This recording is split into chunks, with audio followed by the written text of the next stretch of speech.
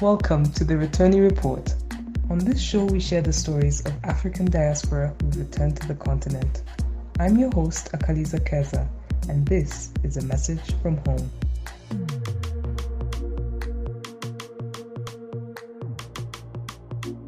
You can find the Returnee Report on many of your favorite platforms. You can also follow us on social media at Returnee Report. That's at RETURNEE Report. Alright, let's get on with the show.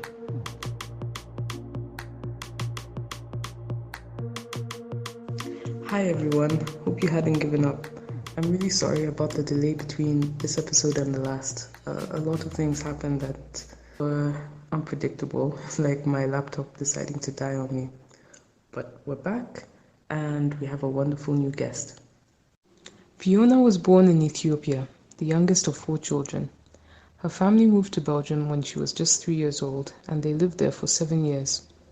During that time, they traveled around Europe to countries including France, Holland, and Switzerland to visit relatives.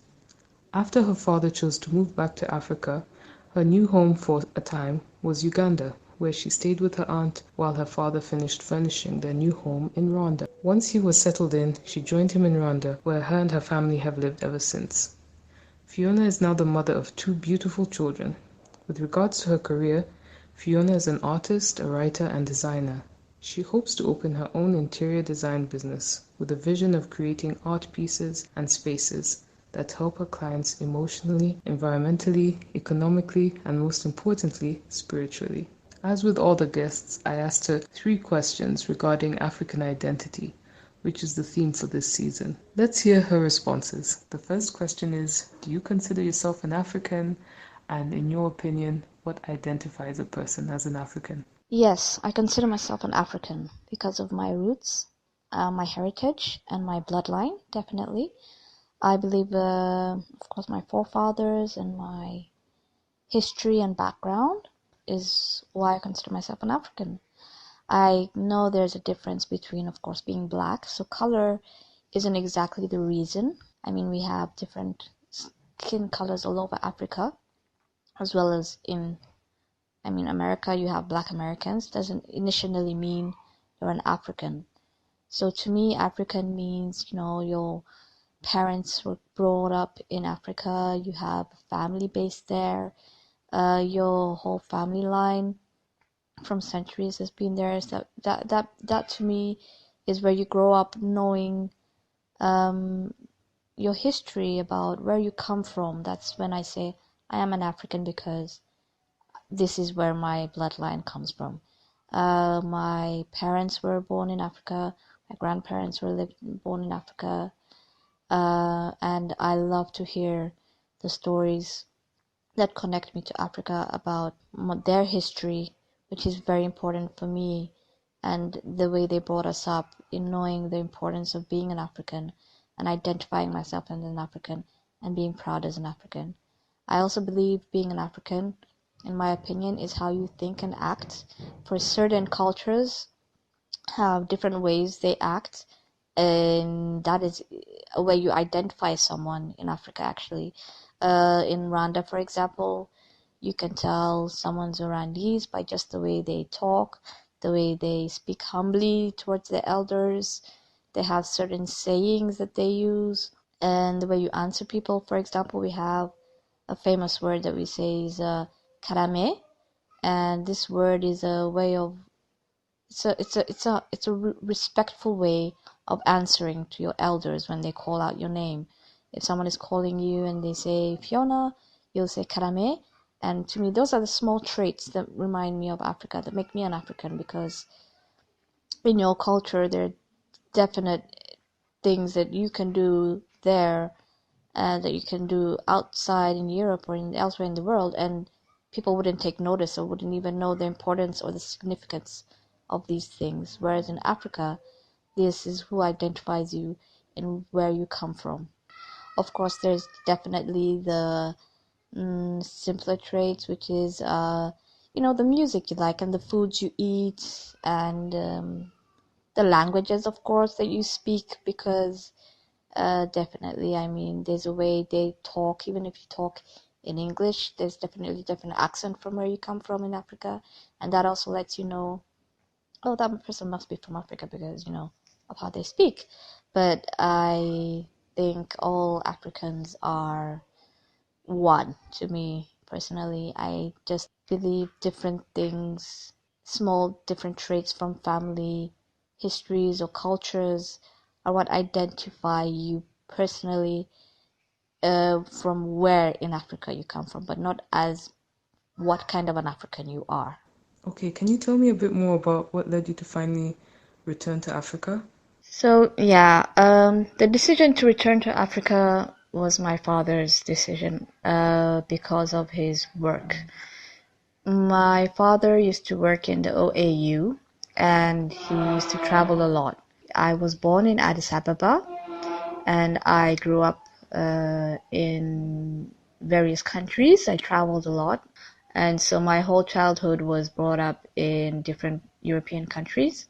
Even when I was born in Addis Ababa, and I left there when I was still a baby, so I really don't have any memories about it. That was pretty much my experience of Africa when I was young. When I was in primary school, which was in Belgium, and I studied there for 7 years, we basically lived in a hometown where there were only Belgians and old Belgians. So you can imagine these.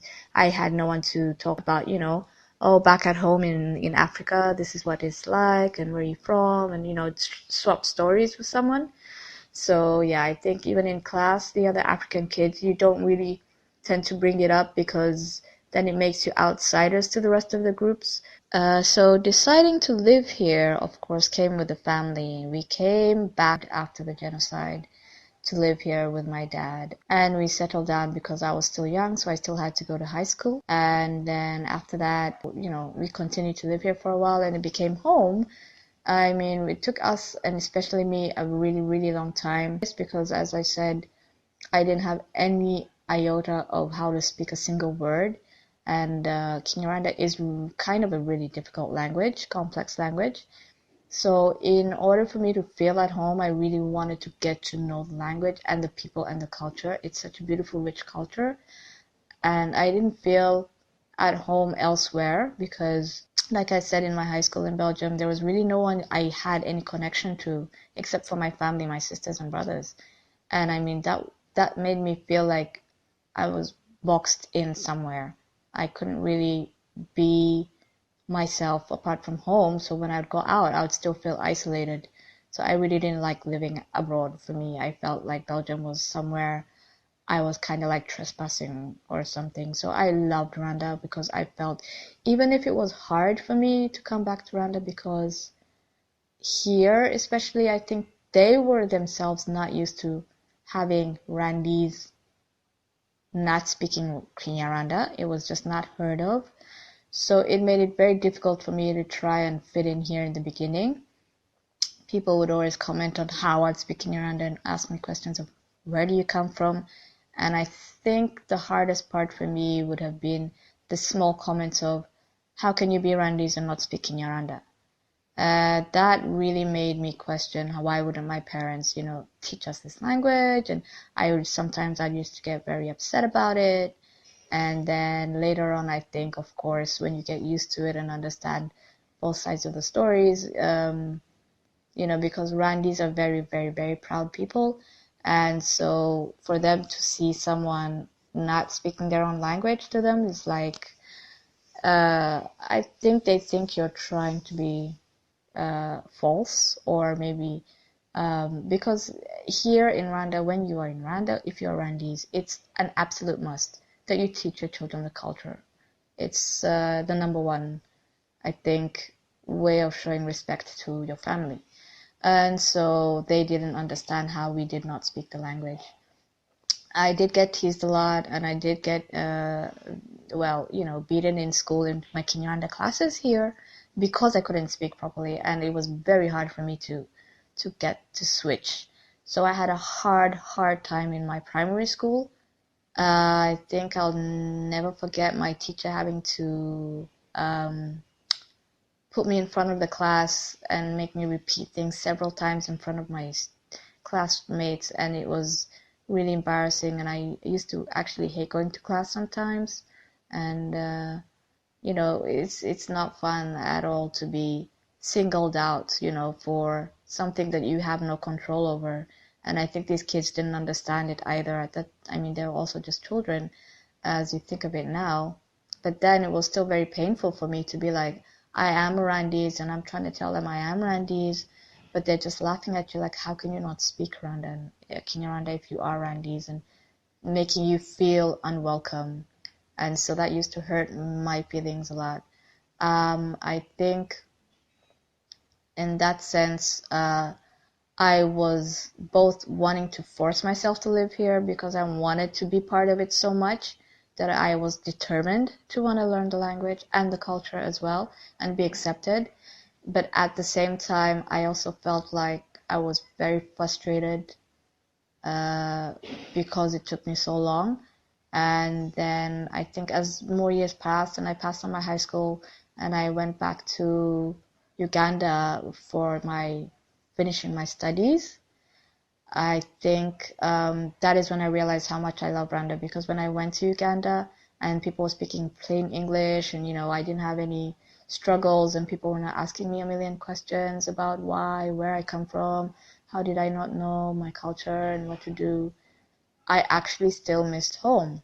So living here now for me is also for my children. I think it's very important for me, for my children to first grow up here, and I want them to not have to experience what I experienced in traveling abroad and missing out on the very important details of first knowing and recognizing this is home, knowing something about home before they leave. Do you have any plans to leave in the future, and what would influence your decision to stay or to return? Yeah, so if ever I was to leave Africa, I think it would have to be for work and for leisure as well. Traveling with my kids, and I'd love them to see other things, of course, apart from their own home country, to experience different cultures and so many wonders in this world that we have not yet even experienced ourselves. So I'd love to travel and find out more about this beautiful planet. I would also love to be able to take my personal experience as an African, as an Rwandese, to other people's cultures and show them who we are. I think it's important for everyone in general to share their cultural experiences, their lives, their homes, and their way of life, because I think that's the reason why God intended this world to be so different, so that we can all learn from each other and also help each other and make each other better. And that's why I think I would decide to leave Africa, but only to find out more about other people and how they live. And also because I know that when you're away from home, you tend to miss it more. So it gives it more value. I know how much I appreciate my home country when I'm not around or when I'm not there, because it's something you miss. It's just the same way you miss your mom's cooking. It's exactly like that. So I would love for my kids also to grow up and have an open mind about different cultures, I guess, in how they think about things and how they perceive things, and not always have to be set, their thoughts and their minds don't have to be set in my ways, and like the same way I was given the chance to grow up abroad in Europe. I know that made me very different from most of my colleagues or my classmates. Even up to now, I'm told, oh, your accent is very different, where did you grow up, I feel like they think maybe because I lived abroad, it makes me feel a little more special or something, which is not true. Traveling does not make you any smarter than anyone or any less smarter. It's just an experience. I think it's what you believe and how you take your yourself and what you learn from where you are that makes you smarter or not.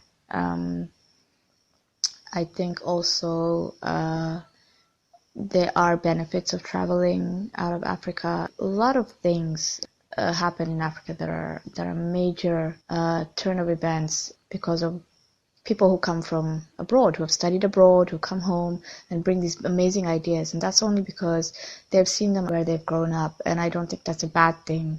And it also is a good thing to refresh your mind, to open your mind again. Africa is this wonderful place. Rwanda is an amazing place. I love it. It's my home. It keeps me grounded, very, very grounded. And I feel like it works at a bit of a slow pace.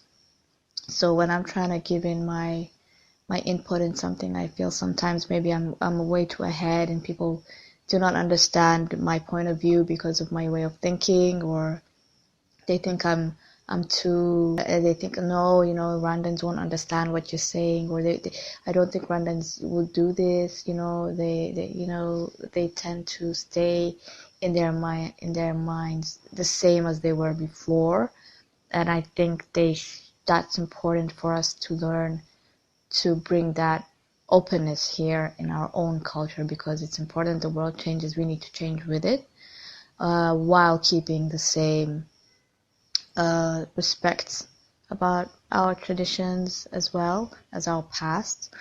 I know I've always planned and had this dream to retire and have a home here in Rwanda that I've built near a place called Lake Muhazi. It's a beautiful lake where it's so serene, and there's all this green lush hills around it. And I think that would be the place I'd love to retire with my family, and my kids can come visit me, my grandkids, and it will be a place where center for home. It's been a place that's in my family also, a place my family's relatives have been living for quite a while.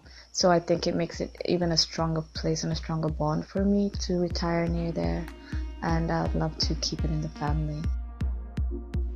That's it for today. If you enjoyed the show, please share it and feel free to post a review. And of course, remember to subscribe. I do hope you can join us for the next episode of the Returnee Report.